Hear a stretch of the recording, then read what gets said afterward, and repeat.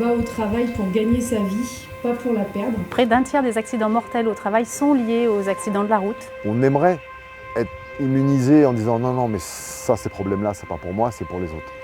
Mais malheureusement, ça n'arrive pas qu'aux autres.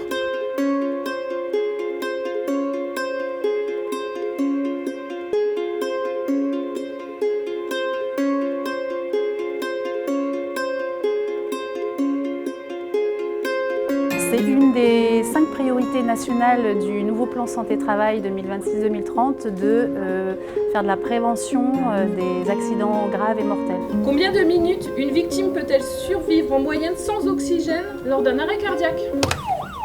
4 à 6 minutes. L'objectif de cette journée, c'est de s'adresser à la fois aux employeurs et aux salariés, donc à la fois sur un volet collectif et également sur le volet individuel.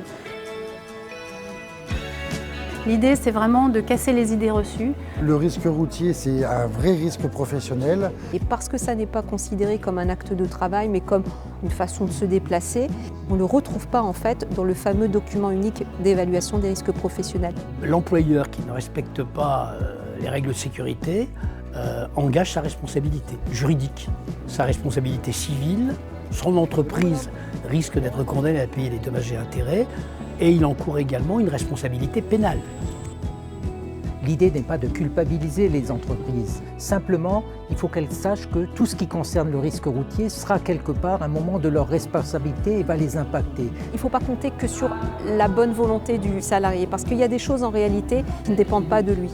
Et donc, il faut former, il faut tracer les procédures de sécurité et il faut les faire respecter sur le terrain.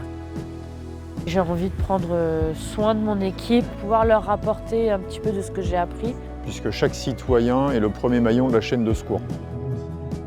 On ne peut combattre une sinistralité qu'à partir du moment où on la comprend. Et on sent qu'il y a une prise de conscience, on sent que les personnes peuvent parler soit d'eux-mêmes, donc des positions managériales qu'on a pu interpréter sur scène, soit de leurs salariés. Ça permet effectivement de se rendre compte que nos pratiques ne sont pas forcément les bonnes. Donc c'est important que chacun et chacune prenne conscience que même sans être formé, on peut porter secours par appeler le bon numéro des secours, donner une bonne adresse, une bonne nature d'intervention. Le problème, souvent, on se sent un peu démuni. Et le conseil concret que je donnerais aux entreprises, c'est de se faire aider. Ils vont pouvoir améliorer considérablement leur politique en lien avec le risque routier. Non, c'est fondamental.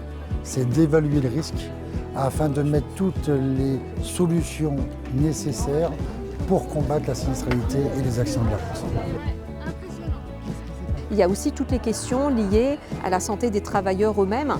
L'employeur peut tout à fait évoquer ces éléments auprès du médecin du travail qui va évaluer l'état de santé du salarié à pouvoir conduire en mission sur son poste de travail.